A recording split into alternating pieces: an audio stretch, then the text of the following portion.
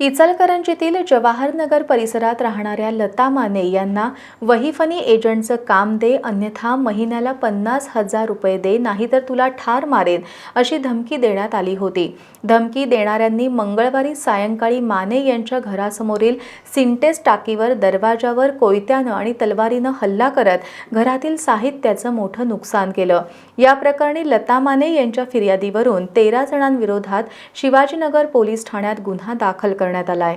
इचलकरंजी शहरात दिवसेंदिवस रेकॉर्डवरील गुन्हेगारांचा सर्वसामान्य नागरिकांना मोठ्या प्रमाणात त्रास होऊ लागलाय। रेकॉर्डवरील गुन्हेगार जवाहरनगर भोनेमाळ परिसरात सध्या दहशत निर्माण करतायत।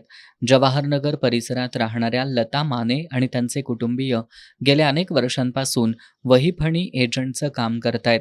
नुकताच जेलमधून बाहेर आलेला रेकॉर्डवरील गुन्हेगार अभिषेक तेरणे हा माने कुटुंबियांना गेल्या काही दिवसांपासून त्रास देतोय। वही-फणी एजंटचं काम दे, नाहीतर महिन्याला 50,000 रुपये दे, नाहीतर तुझ्या परिवाराला मारून टाकेन अशा शब्दात तो लता माने यांना धमकावत होता।